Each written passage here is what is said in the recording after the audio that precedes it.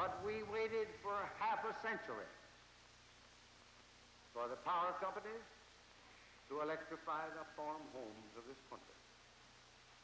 After all of that time, fewer than 3% of the farm homes had the comfort and conveniences of rural electrification.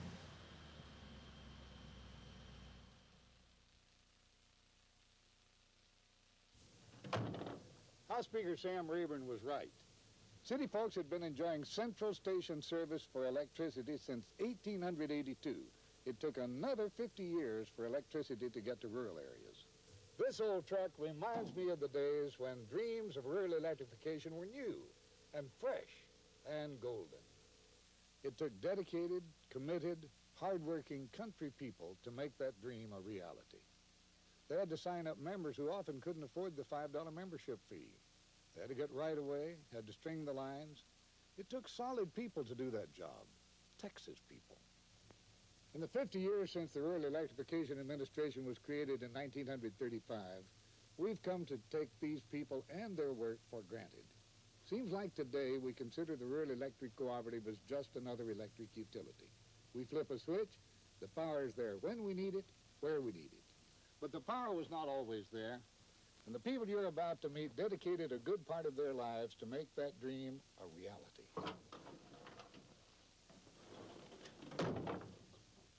These pioneers shared a dream to bring electricity to the farm.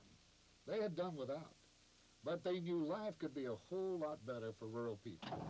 Still, they dreamed their dreams in tough times, leading hard lives.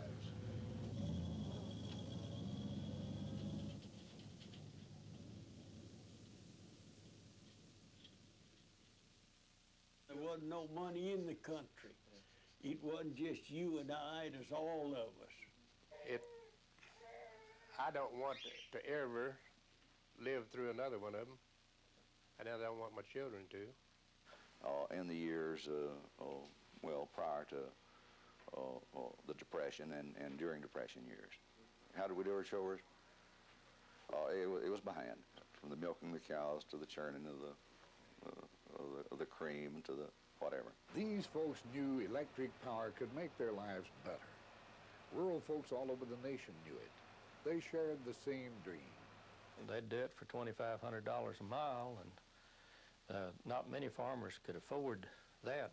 Kerosene was hard enough to buy, and you just couldn't get the power companies interested in rural electric lines. They didn't think it would pay. They signed up 70 people. They took those applications up there and laid them on the desk of the local manager. Said, these people all want electricity down here at Shelbyville. I want you to build a line down there, 7 miles now. That's 10 to the mile. Come back, no, not enough revenue to justify the investment. Then in May of 1935, President Franklin Delano Roosevelt created the Rural Electrification Administration. It was a relief agency at first, then it became a part of the Department of Agriculture. REA's purpose was to make low-interest loans available to anyone who would build lines and serve people. The loans were offered first to private power companies because of their experience and expertise. With low-cost loans, surely they would do the job. The administration in Washington, D.C. proposed to lend the power companies cheap money to electrify rural America, and they said, no, thank you, we don't want it.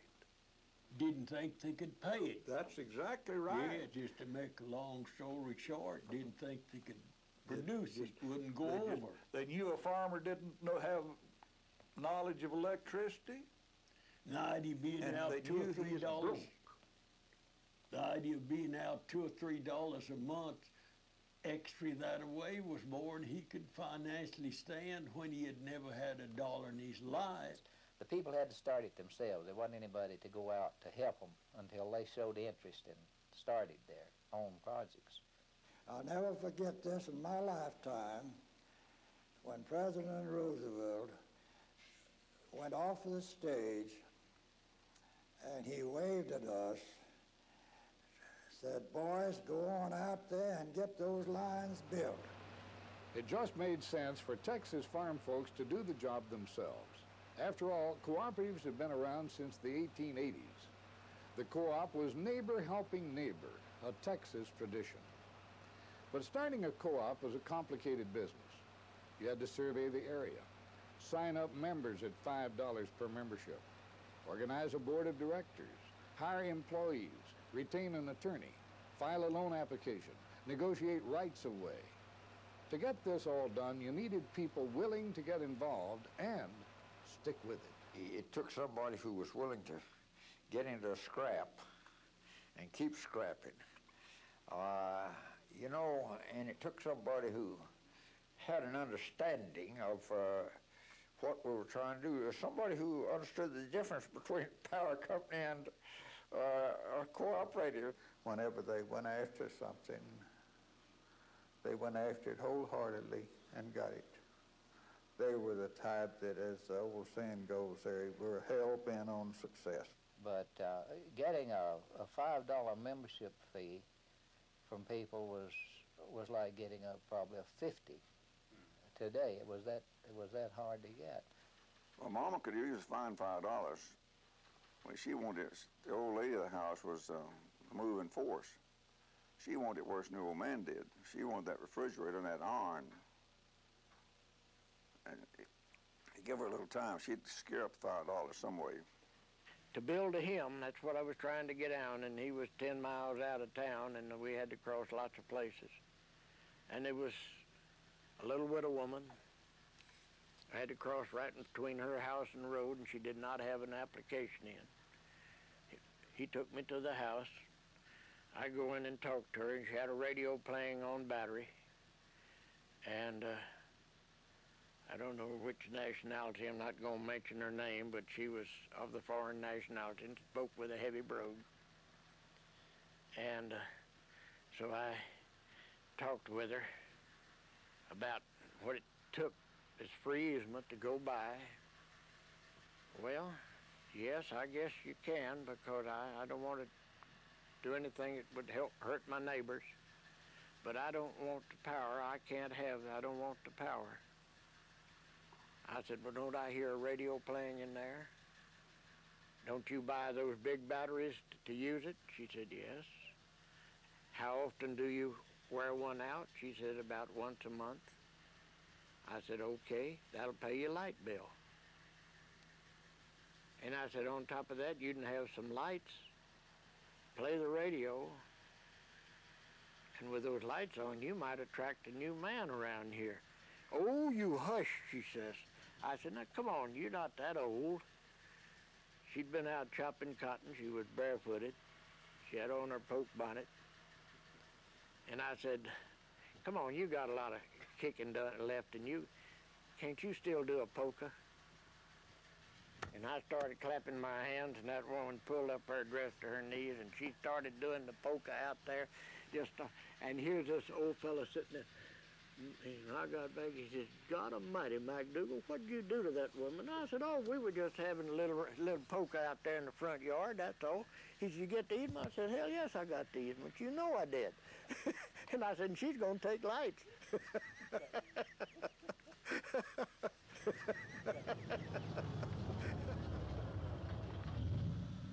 After months of planning, organization, and building, the dream became a reality. People who had waited for more than half a century for electricity to come to rural areas saw the lights go on. For some, it meant no more trips to the well to bring water to the house. It meant indoor plumbing. For others, it meant that milking could be done by machines. There would be bright, clean lights for the children to study by. For everyone, it was a day to be remembered and cherished.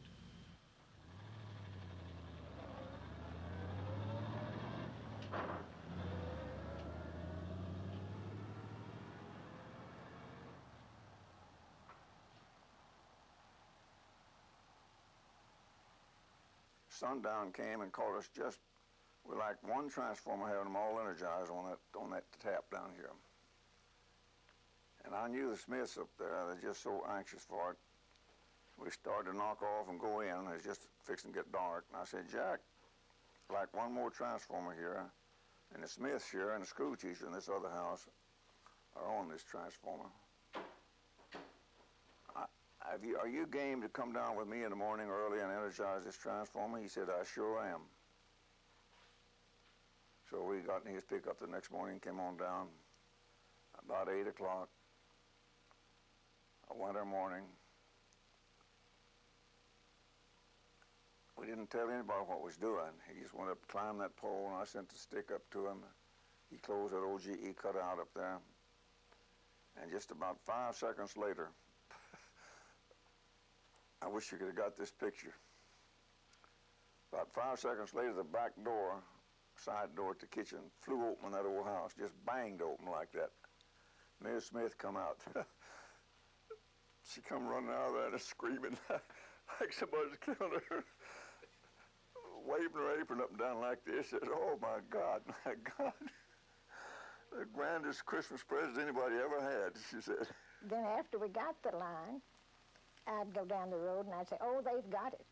And no one had to ask me what it was that they had. Everybody knew that they had electricity when I'd see the meter on the side of the house. Most rural folks were not accustomed to central station electric service. They were accustomed to batteries or Delco plants or doing without. But when power finally came, there were surprises for some and lessons for everyone. I know of one instance where the switches were left on all night because they didn't know how to turn them off. And I came in one afternoon, and Mama said, Marie, there was a man came by today, and he'll sell us a washing machine and set up on the monthly payment.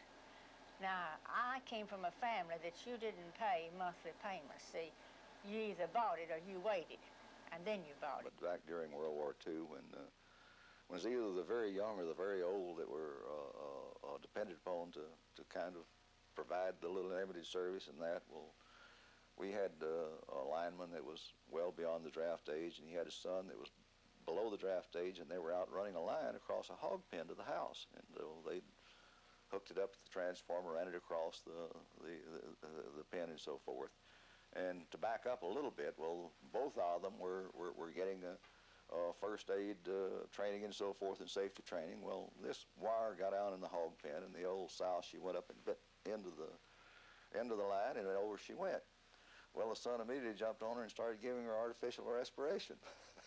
And the farmer finally came out and he says, son, says, don't believe it's going to work. It's hog killing times. You'll help me load this. We'll get over here to the packing house and we'll save everything. In this one house, particular house, they had an upright piano that was sitting right up against the wall like that. Dad burn, I went outside and I was putting the house knobs in there and screwing them in. I didn't know it was just a frame house. Or a boxed house. A boxed house. Dad burn, I screwed those into the back of that piano. It played all the time. Oh, golly. That hacked me. You know, it didn't bother them, though. We just screwed that dude out, moved the piano, and back in there, and here we went. The first thing that they would see is, I guess they saw the house for the first time, particularly on the inside, and it did start at least a consciousness of some of the comforts and some of the doing away with some of the dreariness. It was really connected with farm living. As it unfolded, the dream became bigger, broader, and more complex than the pioneers had foreseen. Changes and growth were far beyond what even they hoped for. Commerce and industry brought economic health and widening opportunities to the young people of rural Texas.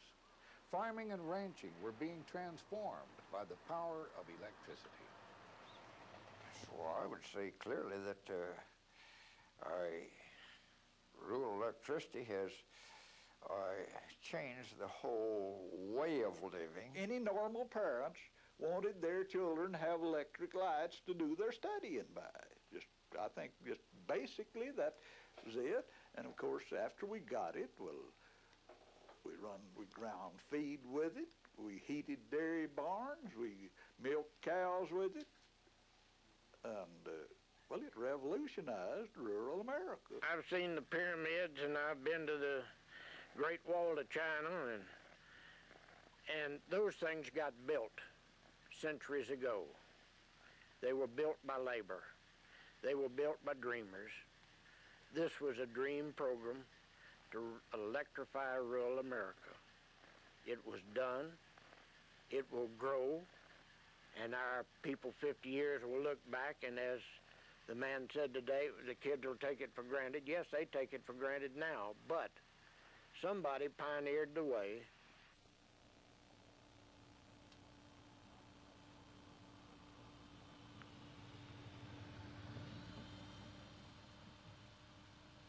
The Electric Cooperatives of Texas were born in the depths of a bitter depression, nurtured by hard work, sheer determination, and an abiding dedication to a better life for rural people. The Electric Cooperatives are a living tribute to the people who shared in their creation. They're the legacy of a dream and a proud inheritance.